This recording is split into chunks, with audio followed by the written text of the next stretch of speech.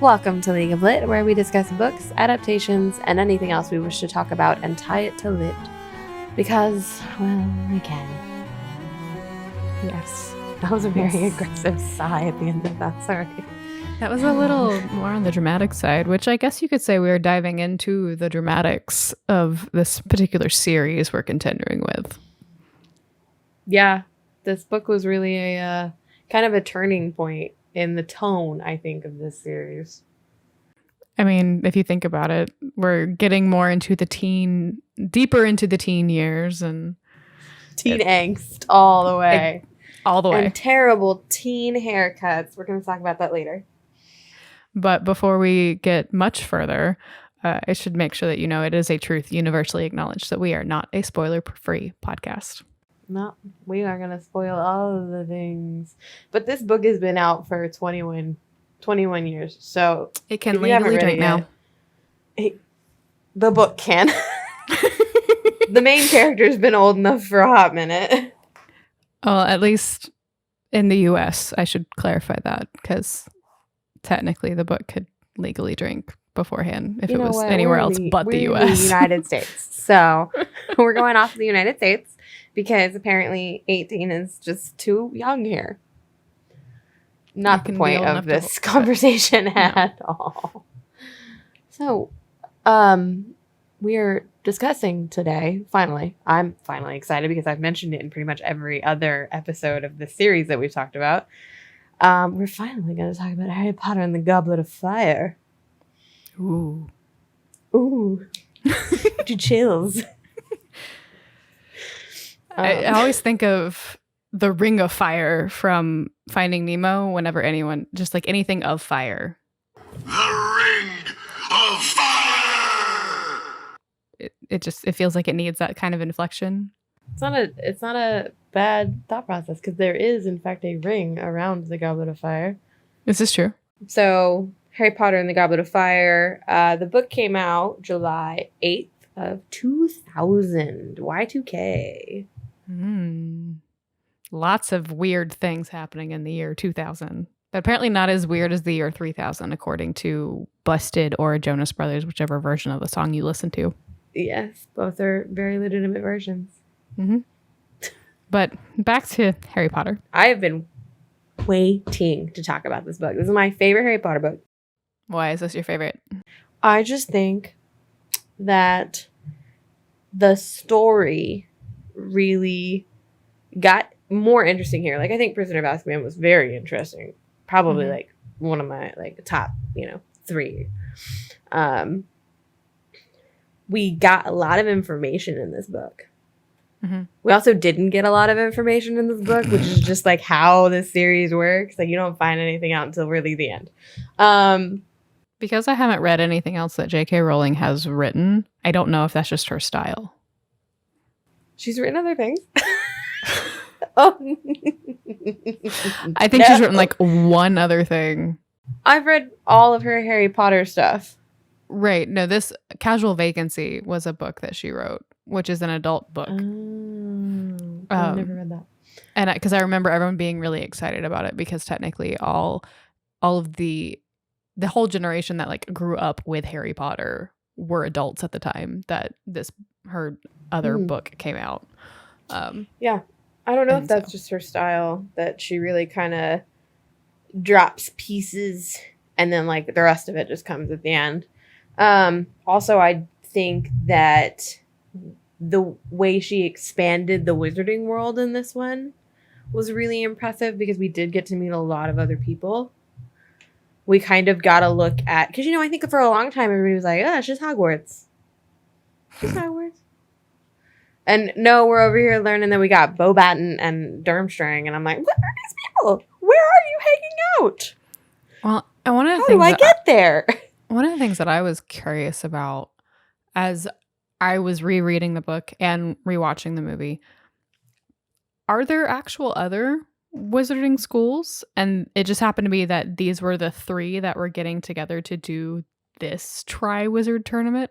Or are these the only 3? Because as you continue in the world of Pottermore, you find out that there is an American one called Ilvermorny. I think, honestly, at the time, she meant for it to be these 3. I do believe that she may have expanded afterwards, because I don't think she ever specifically states these are the only 3 wizarding schools. Right. I think she states these are the 3 wizarding schools that are competing in the Triwizard Tournament. Mm-hmm. So I think it's likely that she thought these were going to be the only 3, and then she sort of realized that her fan base was bigger than she thought. Mm-hmm.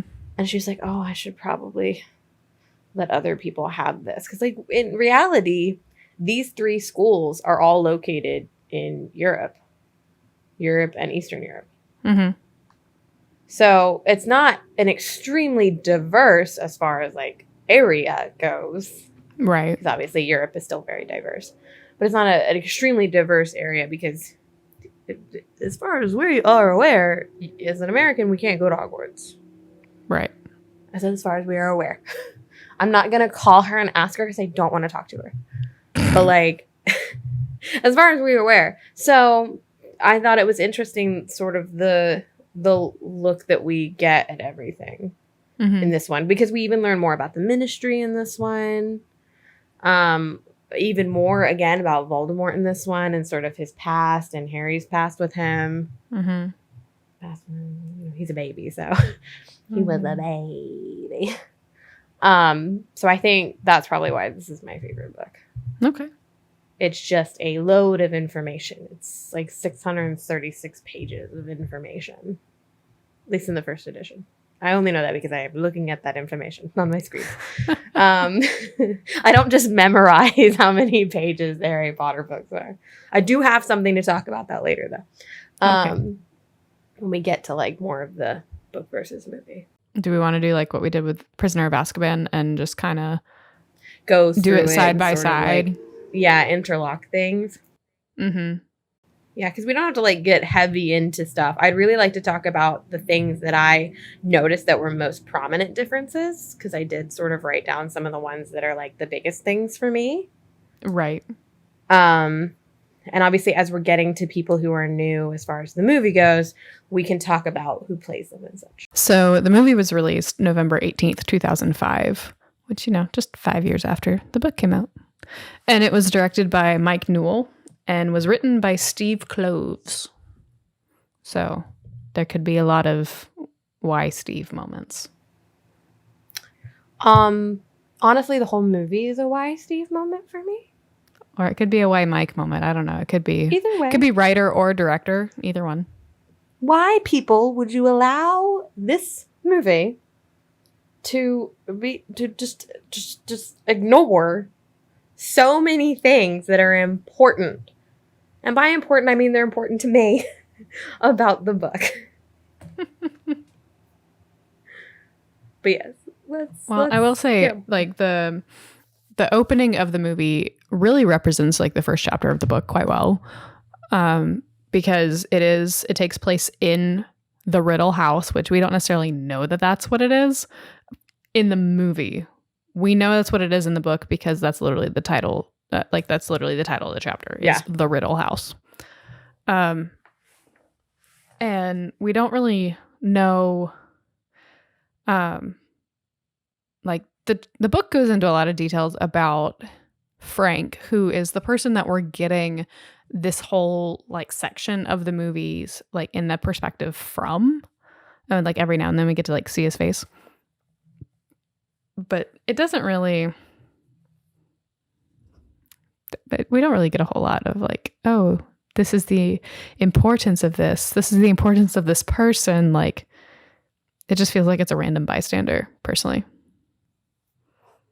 And from the, like, book to movie thing, there is an extra person in the room with Voldemort and Wormtail, which are the only two that I remember being, like, fully aware, like, were in the room. But I could be wrong. You may remember it differently. I didn't fully pay attention, if we're being honest. I'm pretty sure that was my take as well. Okay. And I mean, like, they don't talk about Bertha Jorkins, who is only mildly important. Yeah. She just like provided some information, and they talk about how they killed her in the first chapter. But she's not even like a mention in the movie. No, she so doesn't. That shows how important she actually is. Yeah. And then they go from that. We completely skip over all of the stuff with the Dursleys that happen. In the next couple of chapters. We just show up with Harry's already at the Burrow with the Weasleys and Hermione, and it's the day that they're going to the Quidditch World Cup. How exciting. I don't care for sports. Probably said this before. Don't like sports. I would watch Quidditch.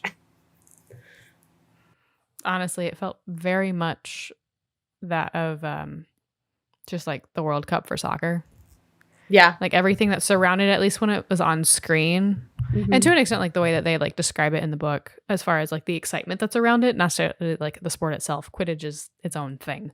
But like, I don't know. It just felt very similar because we have had a couple of World Cups. Like it feels similar to it. Yeah. I'm sure she sort of mimicked that because like obviously in the UK, they really like soccer or football for them. So it wouldn't shock me if she just mimicked the sort of hype and the environment for that event because it's something that people of the UK would really understand. Yeah, no, it makes total sense. And it's when they're on their way, that's when we meet officially in the movie, because technically we've already met this character in the previous book, Cedric Diggory, who is played by Robert Pattinson, which he has been on record to state that he would much rather play Cedric Diggory again as opposed to playing Edward Cullen again if given the opportunity. We would all be fine with that. Please come back and play Cedric Diggory again. I don't know what for, but we'll find something to put you in. There was not enough Cedric Diggory in this book or this movie, which is interesting because like he's actually kind of a focal character, but there could have been more. Yeah, we also get introduced to a port key here, which is very interesting concept where they enchant an object and you touch the object and it sort of teleports you to a new place, which is very fun. Very sort of new brand of magic. Yes. Which looks like the worst roller coaster ride on the planet. I'd be fine if we never did that. One of the things we do kind of miss out on with the way that it jumps to that, because we don't get to see some of the stuff that happens in the Burrow, which, I mean, like in the movies, they never casted Charlie Weasley. They didn't, which is disappointing. But this is the book that Charlie appears the most, if I remember correctly. Yeah, because he works with the dragons. Right, which is like mentioned a bunch. Like they mention that Charlie works with dragons, but we never get to see him. It's foreshadowing. Yeah, it is really disappointing that they casted pretty much all of the other Weasleys minus Charlie. They were like, we don't need him. Mm-hmm. Still part of the family. But okay, you just couldn't find another redhead. I got it. I don't know what their thought process was.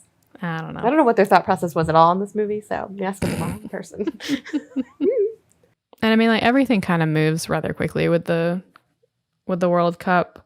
I mean, we don't get to meet Ludo Bagman, who seems to be kind of a relatively important character in the book, but he does not exist at all in the movie.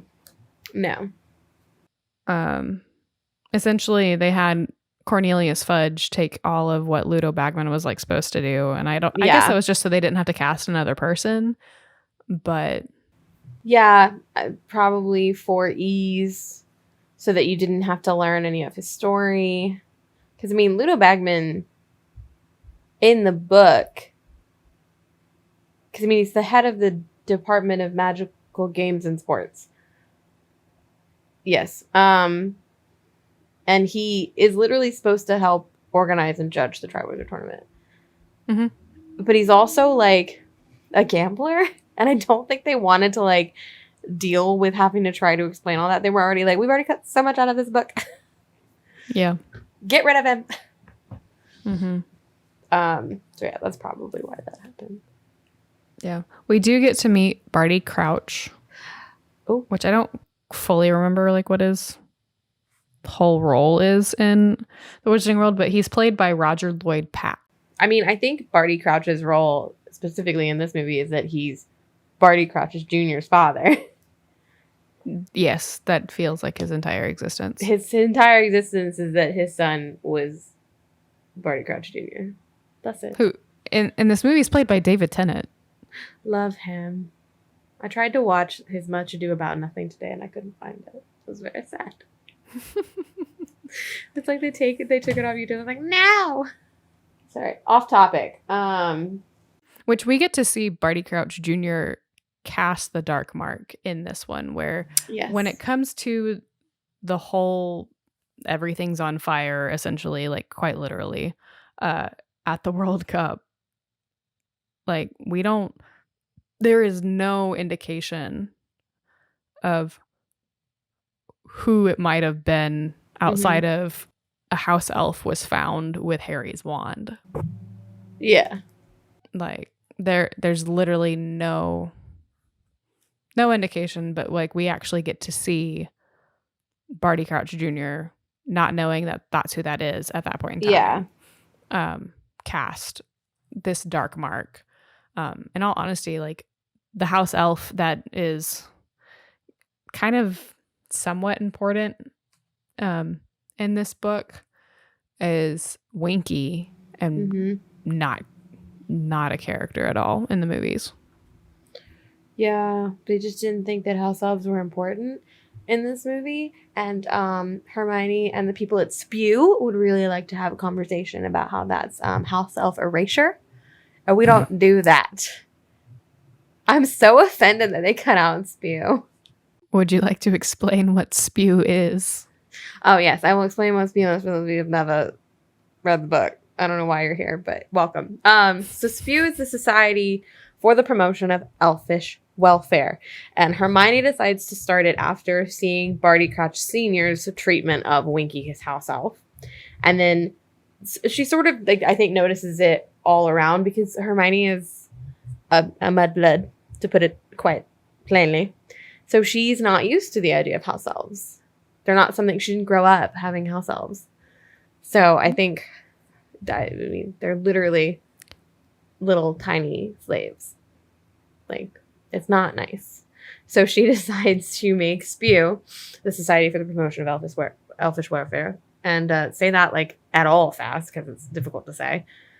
And spends a lot of time this year on Spew.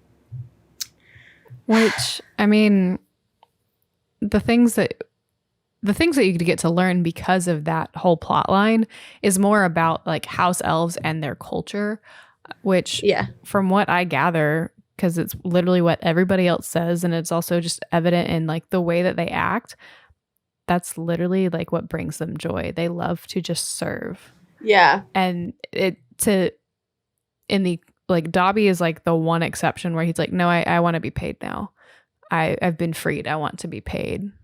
But the rest of them are like, no, it's an insult to be paid. Like, we just want to do this. There's some real social commentary that could come out of this, and I don't think we need to get into it on this podcast. No. But like, I'm all for Spew. I'm happy that she shortened the name because Stop the Outrageous Abuse of Our Fellow Magical Creatures and Campaign for a Change in Their Legal Status is a really long name.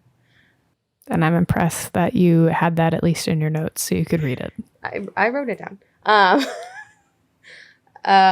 But without, I mean, Dobby's not in this film, which he's in the book, and Winky not really being in the film, there just isn't the opportunity, which is sad mostly because it's kind of a funny storyline and it's a little bit lighter on top of all of the like sort of dark things that are happening. So I am sad. And it could be that they just felt like, because as you notice, as like the movies go on, they do get darker. Literally and figuratively. Yes.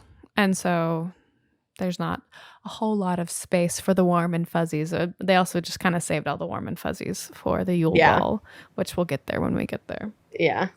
So after the World Cup, they literally like hop right into them going to Hogwarts.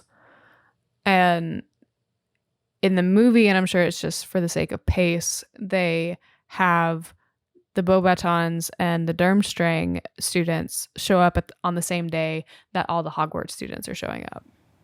Yeah, it's sort of this very, and part of the reason why I don't like the movie is that this all feels very rushed. How like, hello, welcome to Hogwarts, welcome back. By the way, we're going to be competing in this tri-ward tournament thing, and these are the other students that you're going to be competing against. Like, that's how it felt in the movie, because they were like, we need to get to the Triwizard Cup. How do we shorten this? Mm-hmm. We're just going to introduce these people, and it's going to be very aggressive, and we're also going to make each of them gendered schools, which they're not. They're not.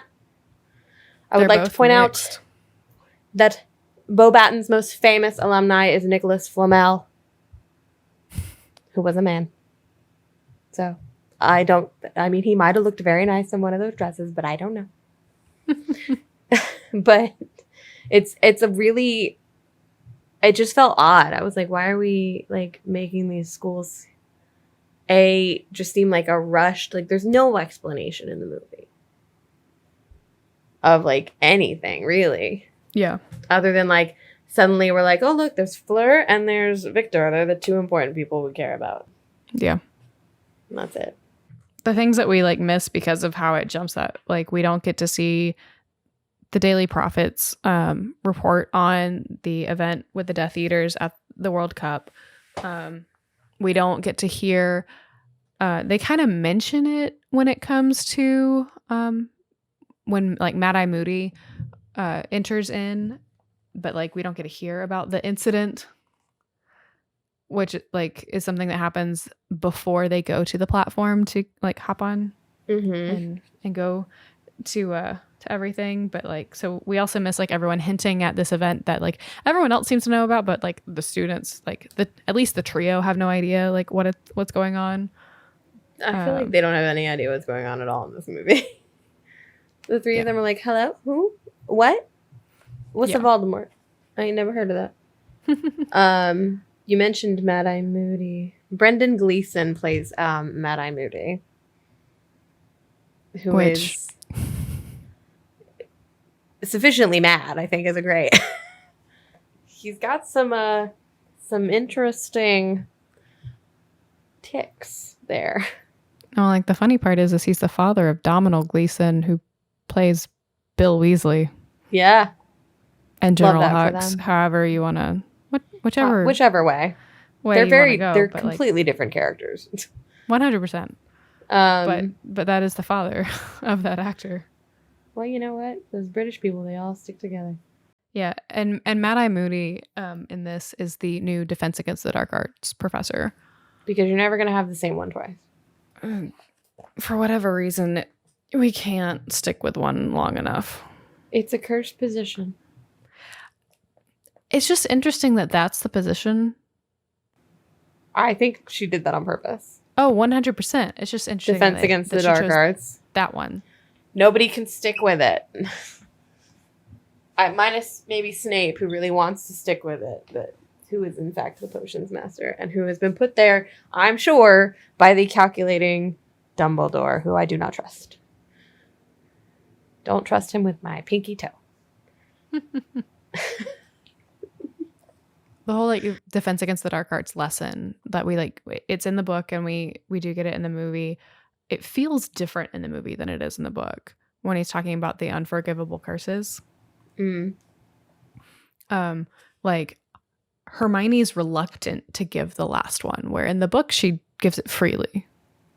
Because, and I'm sure that was like cinematically to sort of make it, ooh, scary, don't use the unforgivable curses. But like Hermione wouldn't be shy about giving that information out because it's something she read in a book. She's not like using it against somebody. It's just information. This is true. But, and that's where like it feels interesting how like sometimes you can have that level of unspoken magic that happens.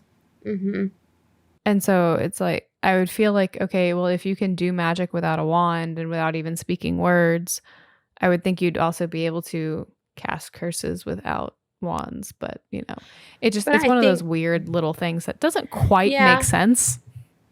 I also just think that there's not and I think we just talked about this when we were talking about Prisoner of Azkaban. There's not enough discussion in the books or the movies as far as wandless magic goes. So I think that's to our detriment as viewers and readers, because we're sitting here going, but Hermione can do wandless magic. So if she says the thing, is it possible she could accidentally do wandless magic? But nobody's ever explained that to us.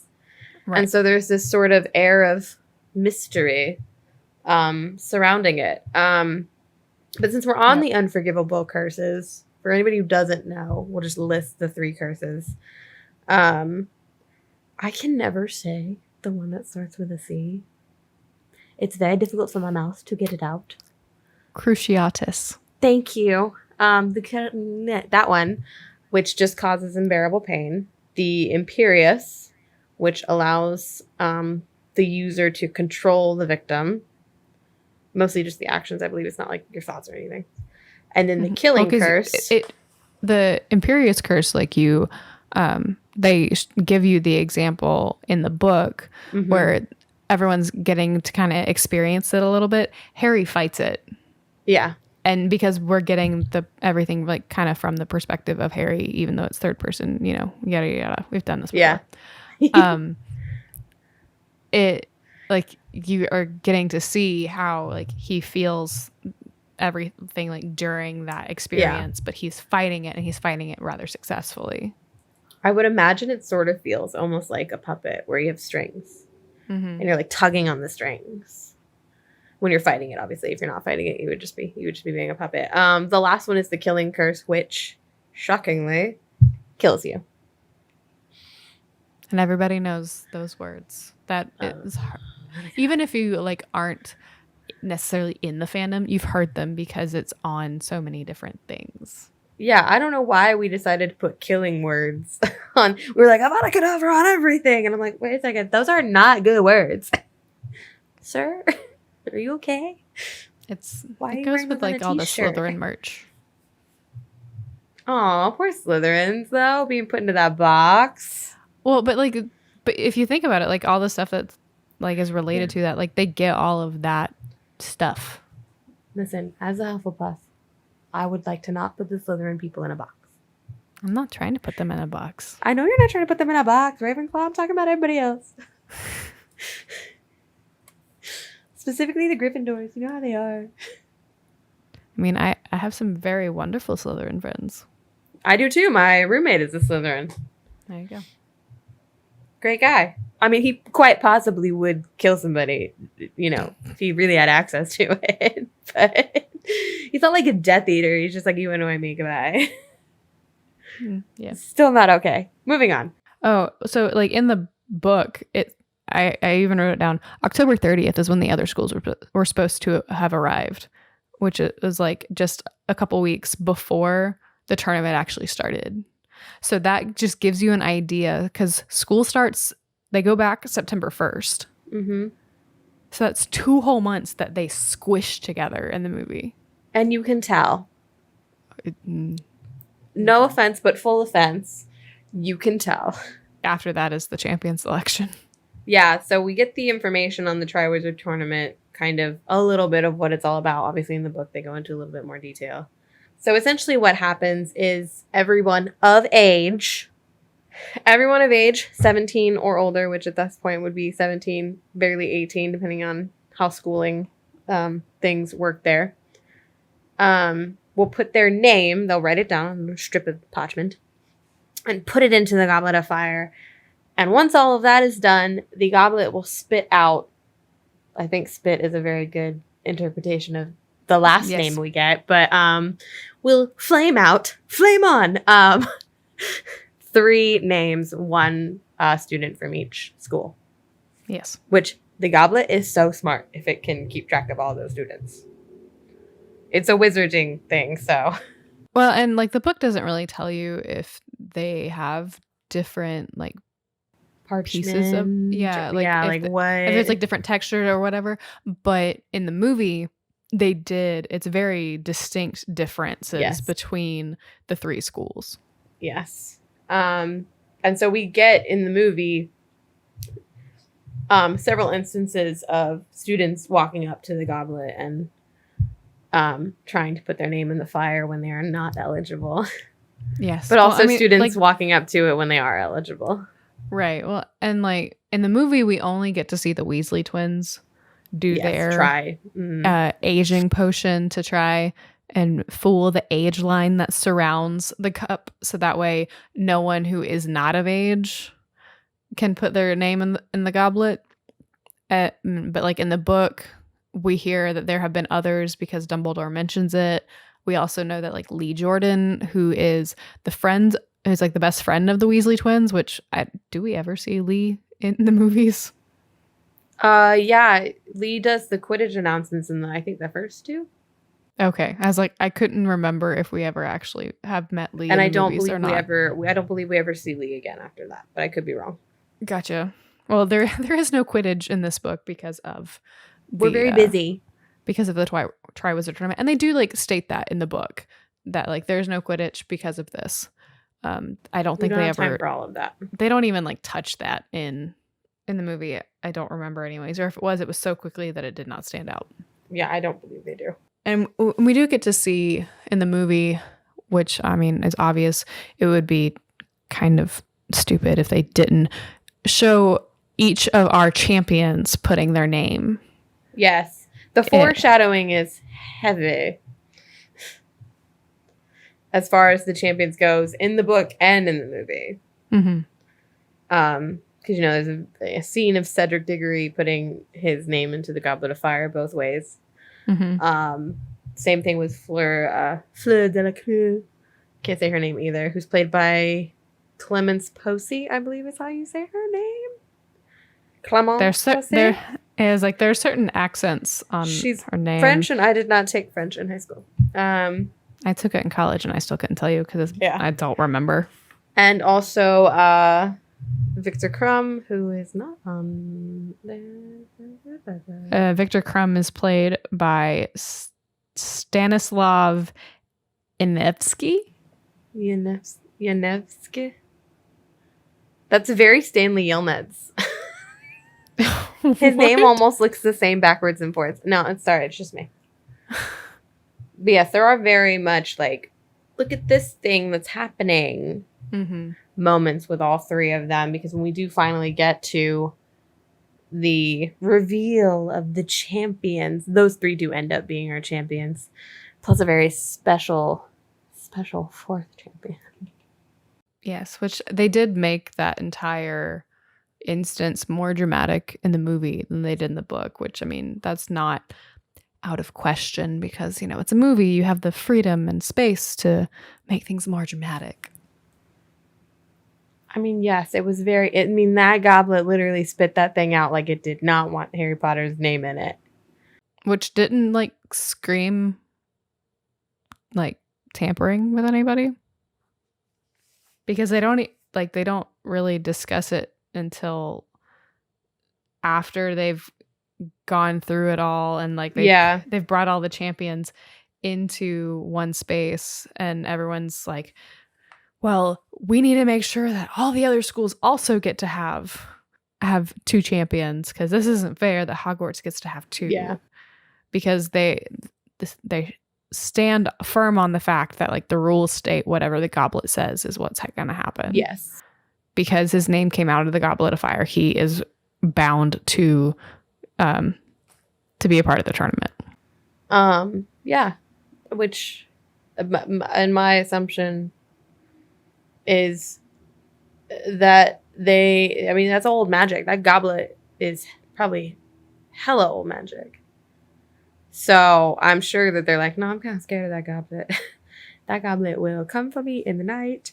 Which is, do you think possibly why we get such a dramatic performance from Dumbledore in that scene? This is one of my favorite things that Harry Potter fans don't like about this movie. Mm-hmm. Is Dumbledore running into the room and like grabbing Harry. Did you put your name in the Goblet of Fire? Yeah. Because in the book, it is literally stated that he calmly asks. And I'm trying to figure out but this man didn't read no books. Yes, we learned that in our last episode about Harry Potter. That's why we can't trust him. But apparently neither did the writer. Or the director. Or just anybody. Because that was very aggressive. I wonder if they did it both ways and they just happened to like that one. I don't know. I haven't heard enough information about that. I will say, though, that the movie does kind of start planting the seed that maybe it's Mad-Eye Moody with certain shots that they do. Because there's a shot of Mad-Eye Moody when Harry's been selected that's like, did he do it? Did he put Harry's name in the goblet? I mean, the foreshadowing is very strong in this movie. The foreshadowing is strong with this one. I think less so than others, which feel like it could be a directorial or a screenwriter choice. Mm-hmm. Because rewatching this movie, I was like, wow, y'all just told us who it was. Y'all just gave it away 20 minutes into this movie. Yeah. Whereas, I like a little intrigue. I like to have to work for it. That's why I like dinner theater. But after that, we get to meet Rita Skeeter. Oh, what a fun. Who could have been played by Rosamund Pike, but she chose to play Jane Bennett instead. Instead, Rita Skeeter was played by Miranda Richardson. Who I think is an excellent choice. Oh, I think she did quite well with the role. I did not like Rita Skeeter. Nobody likes Rita Skeeter. Are we supposed to like Rita Skeeter? No. No. Which means she did well because we did not like her. Which, Rita Skeeter is another one that from the book to the movie, as much as I don't like Rita Skeeter, she does play sort of a sensational role in the story because she is the one who sort of writes all of these headlines and gives us all of this false information, but also some factual information that we're wondering how she found out. But in the movie, we don't find out. Disappointment. I mean, they don't really play that much. Like when they do choose to bring out those moments in the book, like instead of it being in Witch Weekly about Hermione, Harry, and Victor Crumb love triangle, it's just something that's like casually mentioned after the first task, because they happen to get a photo of Hermione hugging Harry before he goes to face a dragon. Yeah. Because that's what the first task is, which does not happen in the book. It really doesn't matter either way, honestly. It's fluff. And it's just a little annoying because she, even in some of the later books, she plays a little bit of a bigger role. And I think because they chopped her story and she doesn't, we don't find out that she's an unregistered animagus and that she can transform into a beetle and that's how she knows everything. I think we missed out on some stuff later. No, I'd agree with that. But on to the first task, since you started talking about it. Our first task. Leading up to the first task, Hagrid kind of makes it possible for Harry to know what the first task is. Harry Potter cheating his way to the top. But Hagrid's also, because he has Harry hide under his invisibility cloak. So that way Hagrid can, flirt his way with Madame Maxine, who is the headmaster or headmistress, I guess you would say, of Beauxbaton. And Madame Maxine is played by Frances de la Tour. Who's wonderful and very funny. She and Hagrid flirting with each other was very fun. It's awkwardly precious. Yeah, it's like you're like, oh, this is cute. That's kind of with how a huge question mark at the end of that. This is cute, I guess. Which the first task in the movie, there's a contrast, I think, between the first task and the last task in between the books and the movies. Because in the book, the first task, confined to the arena, you know, the Hungarian horntail that Harry's fighting doesn't break free of its chains. And Harry gets the egg. Like, it's a little bit more, it's a little less action-packed. Right. Whereas in the book, when you get to the third task, there's a lot more that happens in the third task that in the movie we don't get to see. Mm-hmm. Which is kind of sad, because I think the third task should be the one that's the most intriguing. Because it's the last one. It's the one that you win everything if you win this task.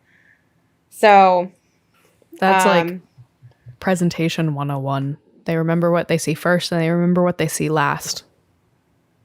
And I think, honestly, thinking about the tasks, the third one kind of slips away. Because, like, obviously I know what happens at the end of the third task in this movie. But, like, the actual task, I was rereading the book. I was like, oh, my God, there's a... What? What? A riddle? No. We just go in and bad things happen. That's all that happens. Because that's kind of how it feels. They just simplified it, like, tremendously so we can Whereas the first task, I'm like, he fights the Hungarian horntail. They're on the top of the towers. Like, it's dramatic. I remember everything. Because it's dramatic. Right. This is where we first get to have the Accio curse. Yes. Accio firebolt. Because, you know, the only way that Harry was going to potentially be able to beat this dragon at all was by flying. Well, yeah, because he's not smart any other... No offense. He's not really smart any other way, but he's excellent on a broom.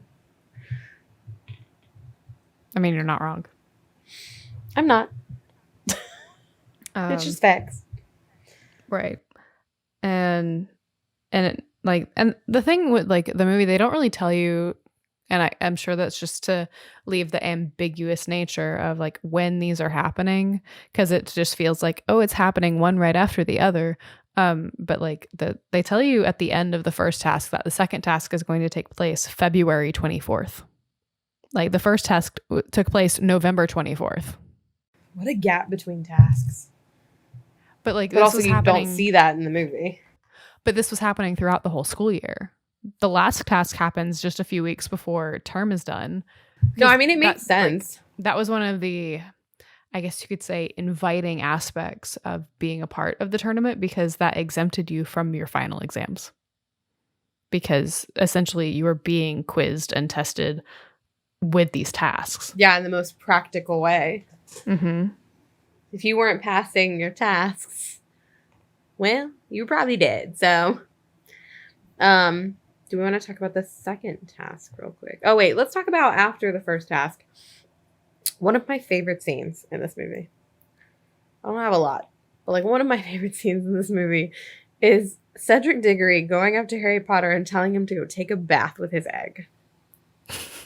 It's such a good moment. And Robert and Daniel play it so well. Like, I know them. Robert and Daniel. Rob and Dan. They both play it so well. Because Dan is just confusion. Yeah. And Cedric's just like, just go take a bath. The prefix bathroom on the third floor is right away. And you're like, what? Are you telling this man to go take a bath? Y'all are being weird. It's like y'all are being, like, shady. Weird. It's just funny. And then the bath scene is hilarity also. Yeah. Because we get to see the return of Moaning Myrtle. This is Kara's favorite character, guys, if you couldn't tell by the inflection in her voice.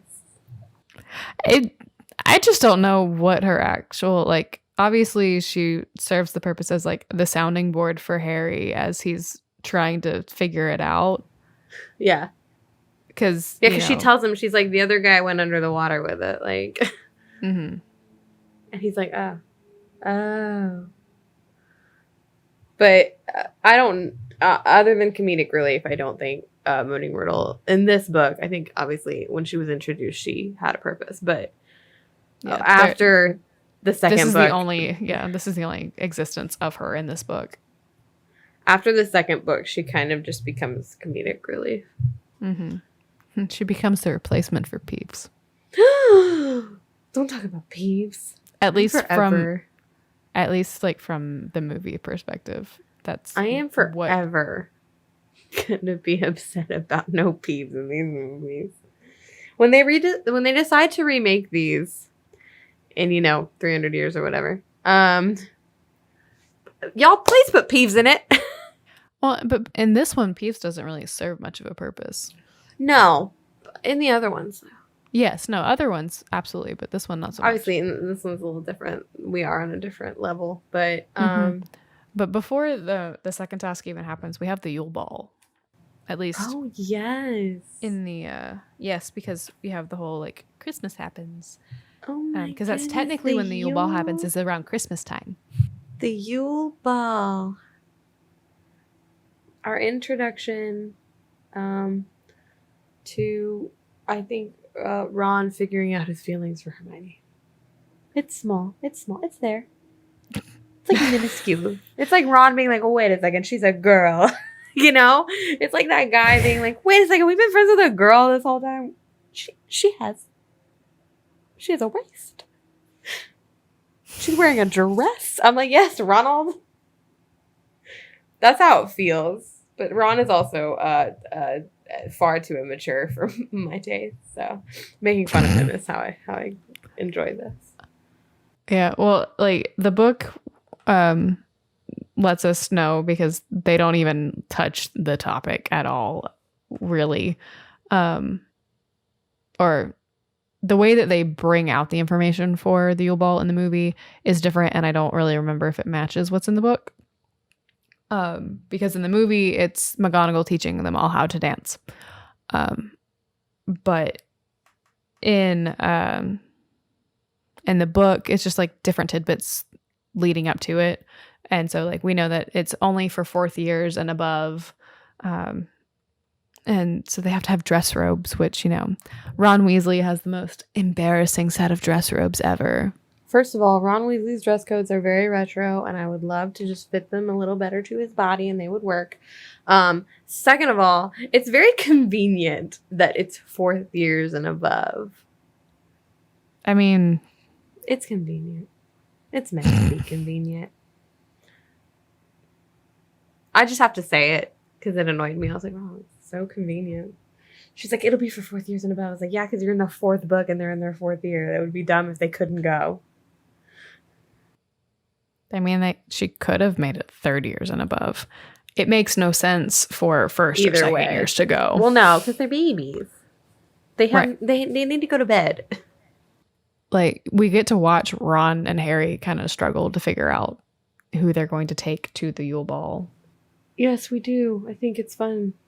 It seems a little weird because it feels like, and at least from what I gather from the book, it seems like Fleur Delacour gets to choose, like, gets to ask whoever she wants. And I guess because she's a champion, so she gets that choice.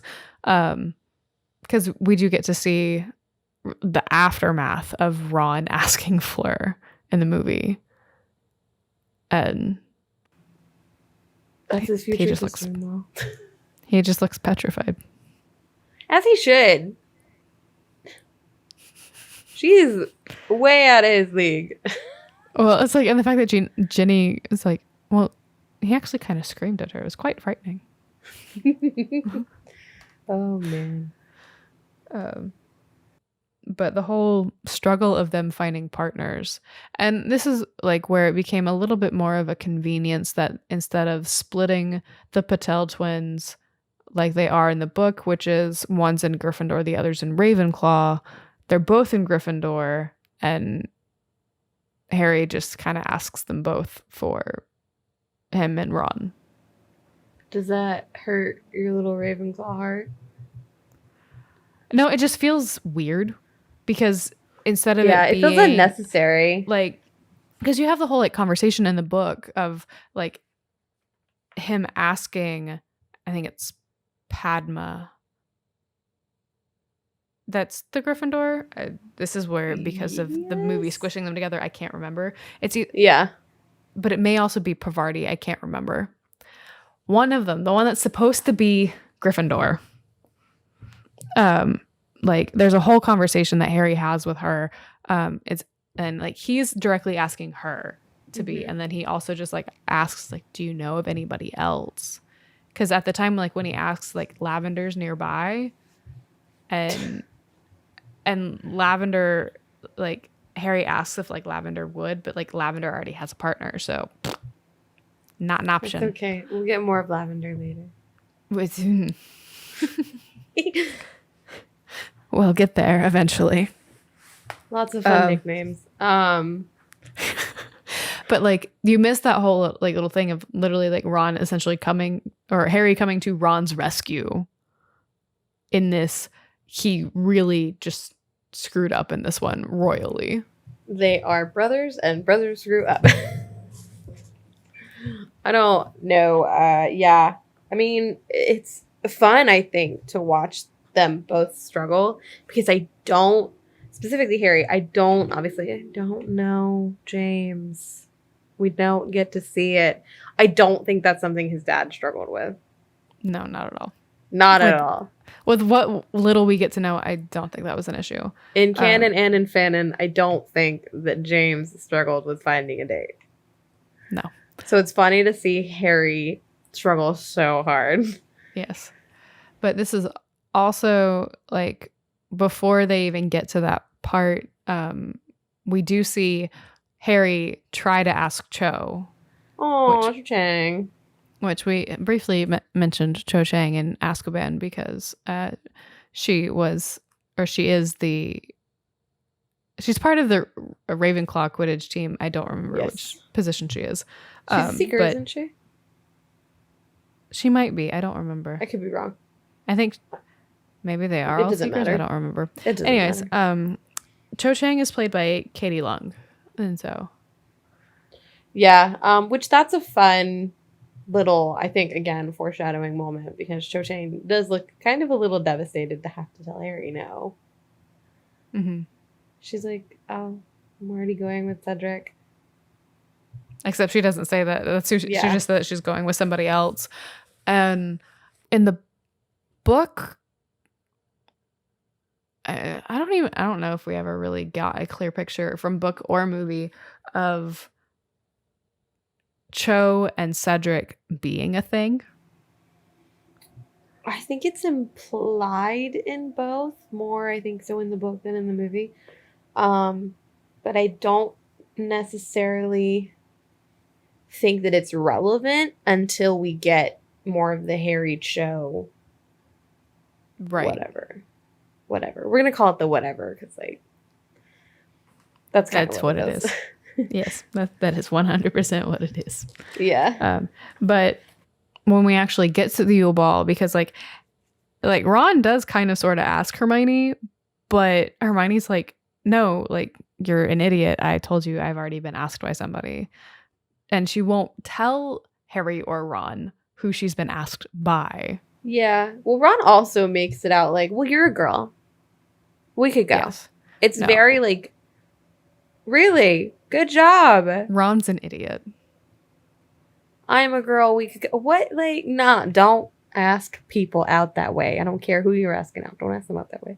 Well, you're a person. We'll go to that thing. We will not. Thank you for having eyes to realize that I am a person. I am, in fact, not a blob or a velociraptor. You're welcome. like what? It's the observation that kills me, that he's just like, well, you're a girl. What? Yeah, thank you, Ron. In the book, Hermione's entrance is, you know, the standard Cinderella. Thank you. Cinderella is the word you're looking for. Yeah, she walks down the stairs elegantly, like Cinderella. That is Kara's I'm interested to read your book this week. I'm interested to read your book, Cinderella. I'm interested to see what it's about. Does she live in the cellar, like, instead of the attic? Cinderella. Yeah. We need to be done with this. Yes, we yeah, do. very much. She walks down the stairs elegantly, and she's wearing this beautiful dress. You know, she's gotta have her moment, and then she meets her date. Right, which is different than how it is in the book. That's where I was going with this. Mm-hmm. Yeah, I got you. Because in the book, Harry and Ron don't even realize that Hermione's there. Like, they have a whole thing of like, oh, maybe she just told us that she had a date, but she didn't actually get asked. Rude. That's also so rude. Ron's a struggle bus when it comes to relationships with the opposite sex. Yes, and we will learn more about that later with Lavender Brown. But like, it's when all of the champions are lining up to have the first dance, that Harry even realizes that Hermione's there. And he only realizes it because she's dancing with champion Victor Crumb. Yep. Which, honestly, I kind of would like to see something come from that. I know. I wasn't mad at that. It's a little iffy on the age difference. Because technically speaking, she's 14, he's about to be 18, but like, it is what it is. But I thought they were cute. Like, in the book, you get different like tidbits that he has been regularly going to the library, but the whole reason why like Hermione kind of just like ignores him is because he is followed around by a posse of swooning women. But he's been going to the library because he likes her. Mm-hmm. And that's cute. It is. That's a good place to find a woman at the library. Or a bookstore. Probably bookstore, a little bit less library, libraries now, but bookstores for sure. Catch me in a Barnes and Noble sitting down reading a book. That's kind of really all that's like important at the Yule Ball. But then we get to go to the second. Oh, we have a second dream regarding Voldemort before we get to the second task, which prompts a bunch of other things, and then we have the bath scene that we've already discussed. Neville is the one in the movie that gives Harry the gillyweed. Yes, but in the book it is Dobby, who does not exist in the movie. Yes. It's funny in the movie because when he's like realizing that Harry hasn't come back up for air yet, and he's like, I killed Harry Potter. He's so devastated. He's not ready for it. He wasn't. But the whole like watching Harry go through that transition in the second task, because the second task is they're literally having to go to the bottom of the Black Lake to find something that has been, quote, taken from them. Something important. Which you have no really idea of like what that is. No. And then you find out it's people.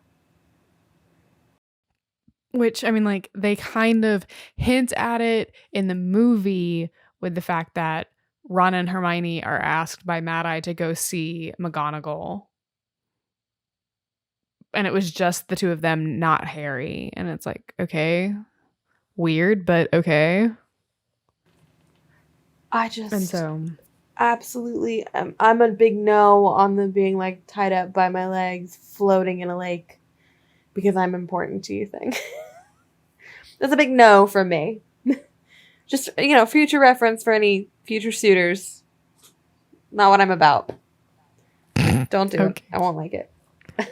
Keep that in mind. It's interesting that the thing that Victor Crumb would miss most is Hermione Granger. He's infatuated with her, I assume. That's kind of the impression I get. Also, right. I kind of get the impression that Victor's not really emotionally bright.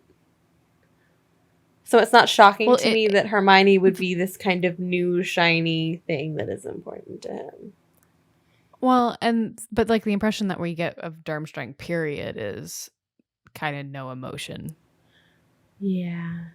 Which makes me a little sad for them. Anyways, I mean, the second task, it happens.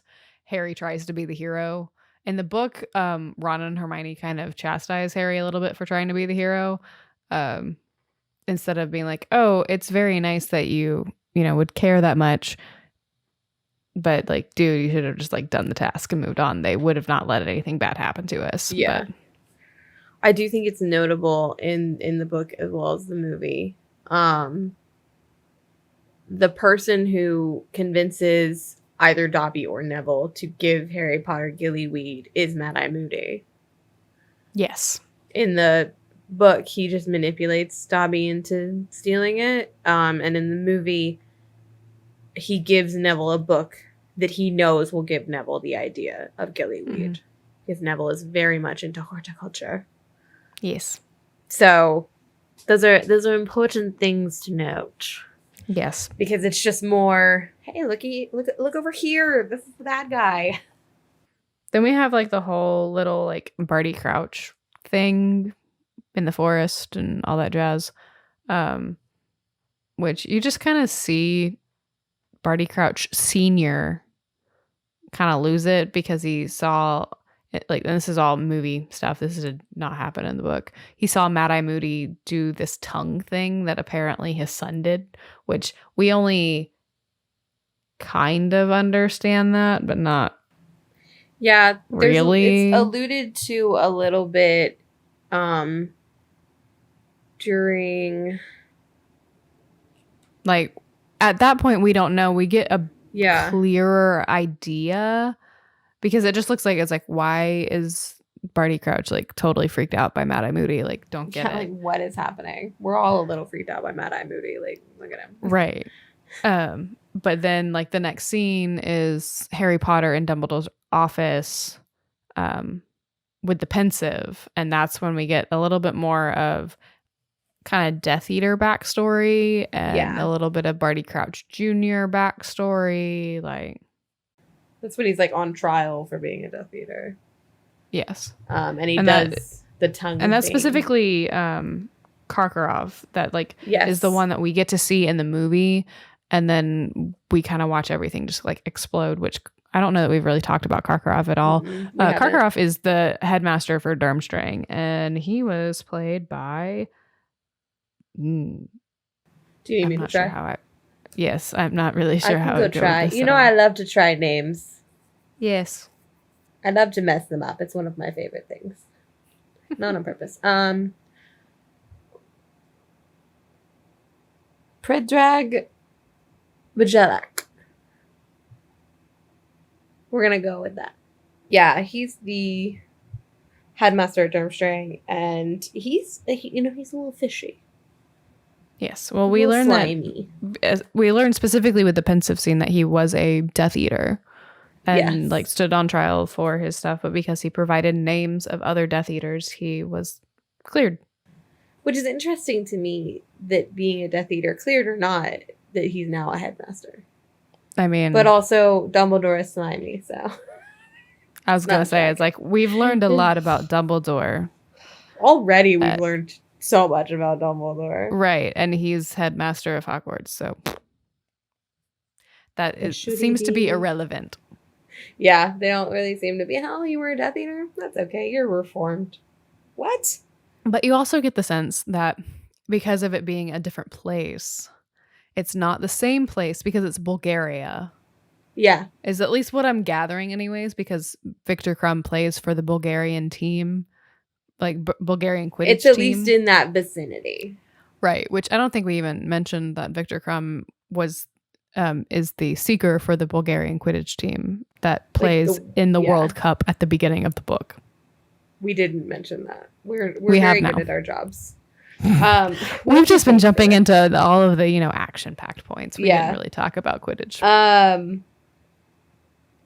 Yeah, that's I mean, Victor being a player for the Bulgarian team is not like a end-all be-all of information, but right. But that's the only really real indication. So it would give the impression that they come from a different area, which would have a different Ministry of Magic. So therefore, like, that's probably one of the ways that Karkarov was able to get around the whole, hey, you were a Death Eater. again, this would be it'd be really nice to have a little bit more of our world built as far as Harry Potter goes. I don't think it'll ever happen. But it would have been nice to get more of sort of the information of this whole spectrum, especially when she started introducing other schools. Yes. Stuff that isn't fan-based. Not that I don't love a good fan theory, because listen, I love a good fan theory. But it would have been cool if she had, like, sort of plotted it out a little bit more.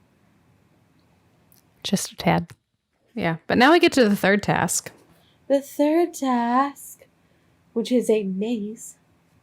Yes.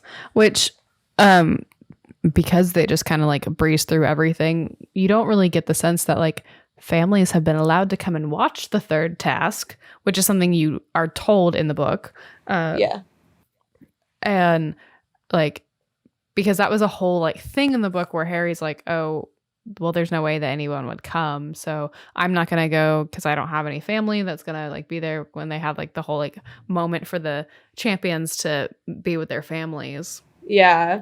And then it turns out that Molly Weasley and Bill Weasley have shown up to come and cheer him on. It's because Mrs. Weasley is everybody's mom. Yes. She got so many kids in that house, she still wants to be other people's mom.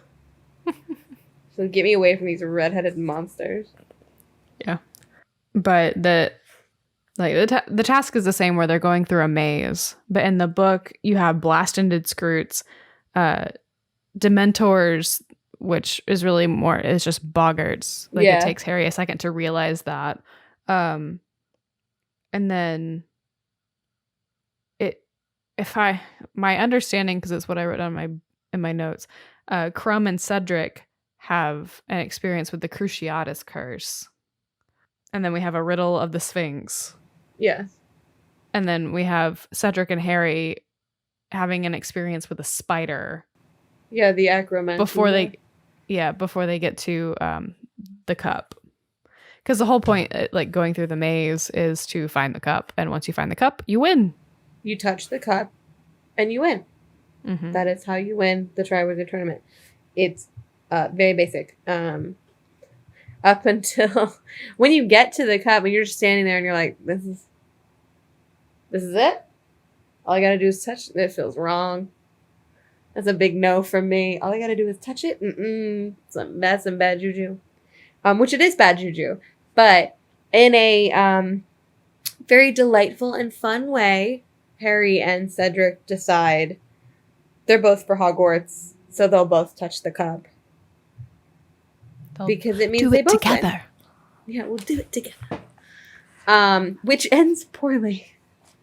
Well, and the thing is, in the book, it feels more of a win that they do that than it does in the movie. Because one thing that the movie does not like really touch on at all, like while we do get to meet Amos Diggory, we don't really get to see like all of the pain in the butt nature he has.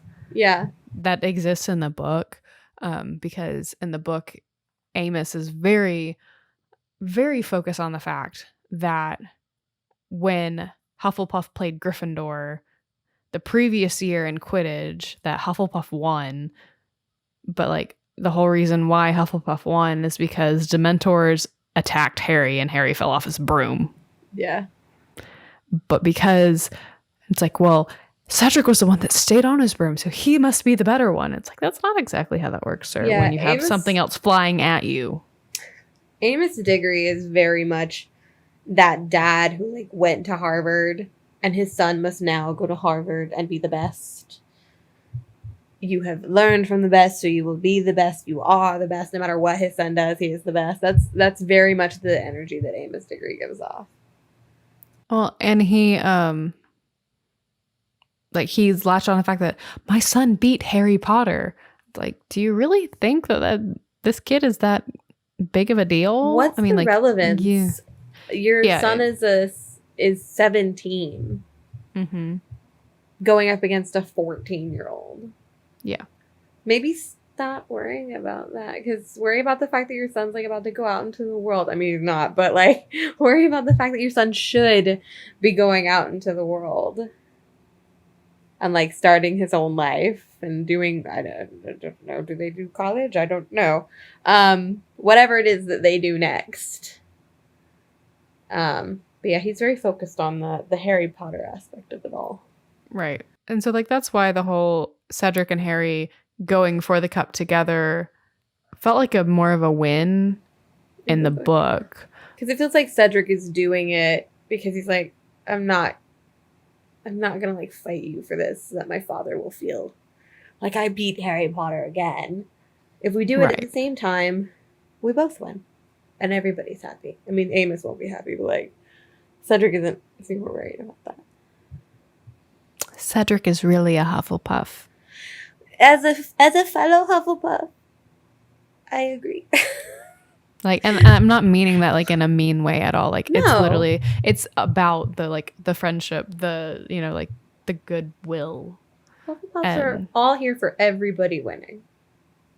Everybody good winning. I feel like I should really emphasize that we still don't like evil. Right. But yes, they both grabbed the cup. Sorry, I went to a Chicago reference and it was not right. They both reached for the gun. They both touched the cup. And apparently, the cup is a board key. Yes. Which is not supposed to be. Yeah. But leading up to that point, like in the movie, you just have like different things that like just make the maze. It looks like the maze has a mind of its own because it just randomly like it randomly changes kind of like how the like how the stairs in Hogwarts just randomly change. It's a magical maze. Yeah. At one point, yeah, I mean like you hear Fleur scream, but you don't really know what all happens with Fleur per se. It looks like Victor Crumb is possessed. Yeah, something like that. Because his eyes are clouded. Yeah. And so it looks weird. But Harry saves Cedric. Cedric saves Harry. Like they both have their turns, which is what puts them in the we should do it together like mindset of grabbing the cup, which, you know, is a port key and takes them to a graveyard. A graveyard. And sorry, I'm gonna be dramatic about it now. And I don't like in my notes when it comes to the book, it's unclear to me, was Cedric dead upon arriving? Like with the way that they arrived, they died? Like he died? Or he still says kill the spare in the book. But I could be wrong. It's like I listened to it literally. So yeah, I did too. The first time I have any mention of Cedric's body is chapter 34, where one of the characters just like mentions it. But like in the other two chapters where all of this is happening, I have no mention of like when Cedric actually died. No, he was murdered by Peter Pettigrew with the killing curse. Okay. So I almost 100% certain that in even the book, Voldemort, as his weird gooey form, shouts, kill the spare. Because they weren't expecting anybody but Harry. And somehow it seems that they had rigged the maze. They had rigged the whole thing. Trap and the cup so that Harry would win. Yes. To bring him here to, you know, do what evil people do best. Yes. Which, like, you get to see the whole thing of, like, Voldemort getting to come back to life because of Harry's blood, which is weird. But because he now has Harry's blood flowing in his veins, he can now touch Harry, which he could not touch him before because it was... I don't know. Can we talk about... Which, I mean, yes, if you watch the first movie, at the end of the first movie and the first book, it is quite obvious that he cannot touch him. Can we talk about Ralph Fiennes as Voldemort, because this is the first time we see him in his full form. I can touch you now. That's another, like, this movie's just memeable. Because he does it with, like, his middle finger, and his fingers are so long. Well, it's like, and his nails look disgusting. I just remember being like, why is this happening? There's Good a lot for of you, things that are just dude. uncomfortable about Voldemort. His no nose? Is that what you're talking about? Because that's a big one for me. His lack of nose really upsets me. It makes his face look really weird. But yes. And we get sort of this Death Eater meeting place. We're all excited the Dark Lord is back. Which, you know, as villains do, you forget about the kid at your feet that you need to kill. You're supposed to get rid of that kid. Yeah. But no, we needed 3 more books. So, yeah, 3 more books. So,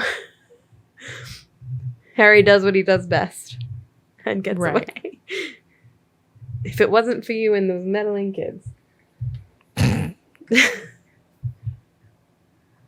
But then, you know, there's that whole fight where, you know, and you have all these different, for lack of a better term, force ghosts, because that's literally what it reminds me of. Wow. I don't know what it would be called in that wizarding world. I don't know either, but like I'm triggered by the force ghost thing. But like it's no, it's very similar. You're very right. It is very much the end of Rise of Skywalker. Where you have all of these different force ghosts telling Harry different things. One of them being Cedric saying, "Take my body back to my parents," which is very aggressive and maybe a little too dramatic. I think it's a little macabre. But yeah, I'm like, why did we need that? We didn't need that. He's there. He's only been dead for like 2 minutes. Can we not? I don't know. But so he comes back and Harry starts screaming about how he's back. And then Mad Eye just kind of like, as more people are like coming in, like swarming around Cedric, Mad Eye just comes in and like pulls Harry away and takes him to his office like there's nothing wrong. Or like trying to separate him from the drama, I think he wants to look like he's trying to separate him from everything that's happening. Because at this point, they need to get Harry alone to figure out what happened. Right. Because all he's doing is screaming, he's back, and he's holding on to Cedric Diggory's dead body. Which is its own brand of whatever. And it doesn't take long in the movie, at least, to determine that, like, he's the one behind it. No, they really give that away quickly. Like, they've given a lot of stuff away in this movie.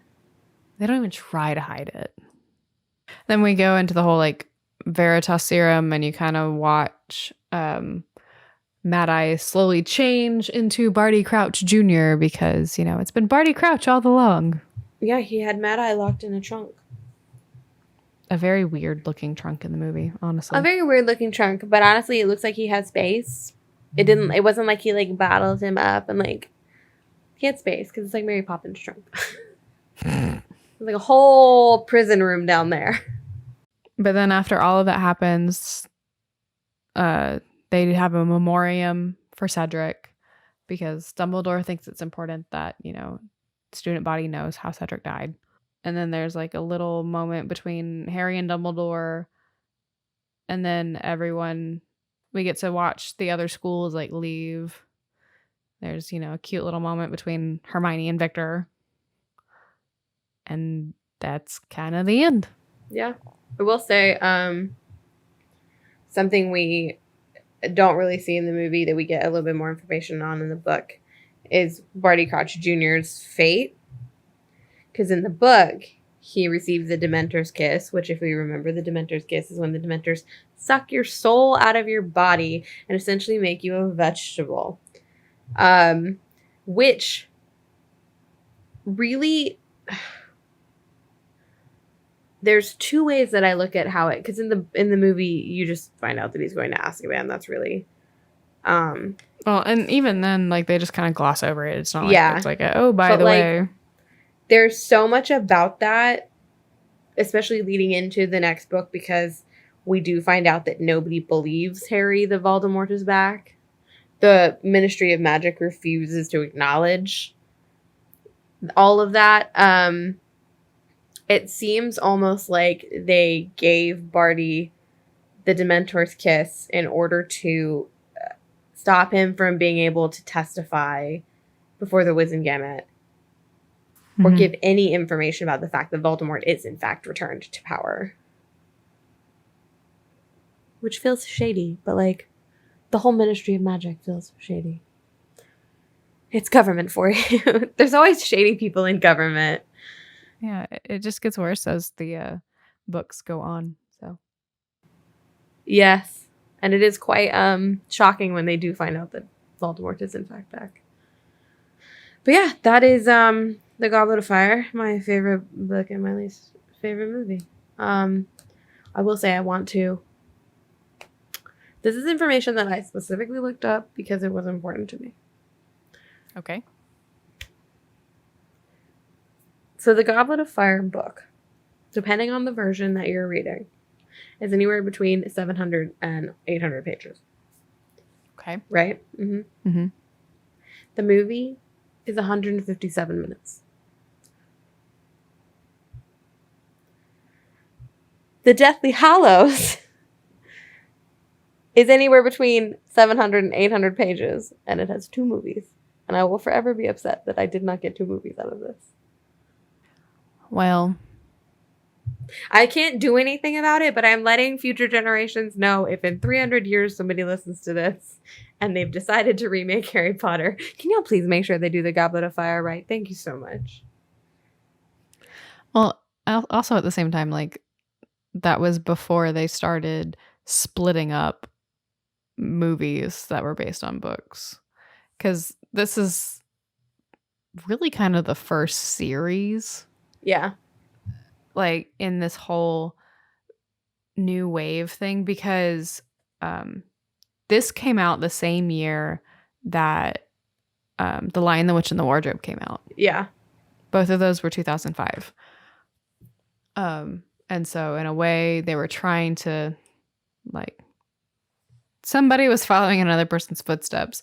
I want to say by the time we got to the Deathly Hallows, I want to say that there was already another book to movie series that did the split. I want to say Twilight had already done it, which is why they decided this is what we should do. But I could be wrong on that. It could have been that they just decided to split. Well, there was a lot of information. There was. What is but the literally last once you Twilight movie once you called? hit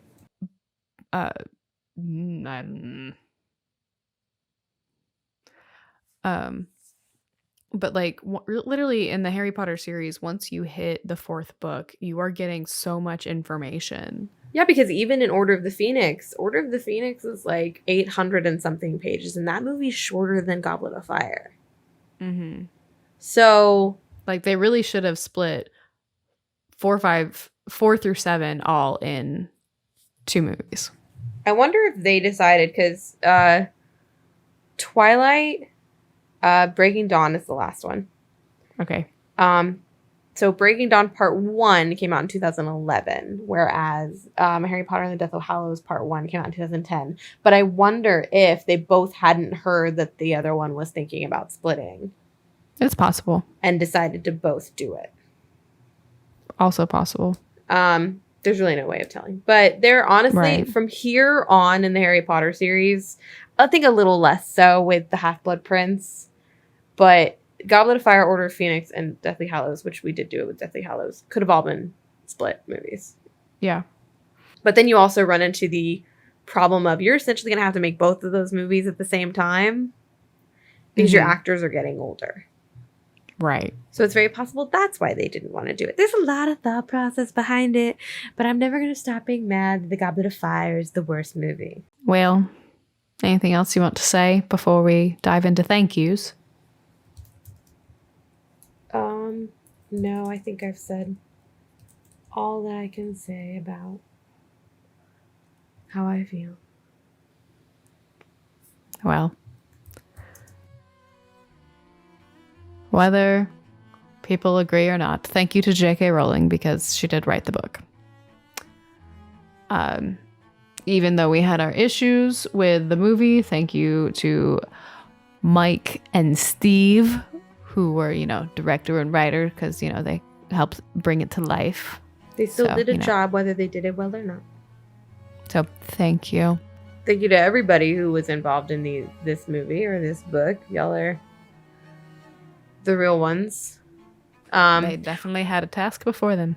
We're not going to thank the haircuts in this movie because they were not good. Small mention. In all honesty, this is, quite quick little sidebar. Ron's hair matches his dress robes. It does, and that is the weird part. That is the not okay part about it. Moving on, back into thank yous. Yes. Thank you to Zakaka for beautiful art, for keeping us pretty, for giving us the things to do the stuff. You're a real one, Zach. And thank you to all of you for tuning into League of Lit. Make sure you follow us at League of Lit Podcast on Instagram. If you have any suggestions for an episode, feel free to leave a comment on leagueoflit.tumblr.com.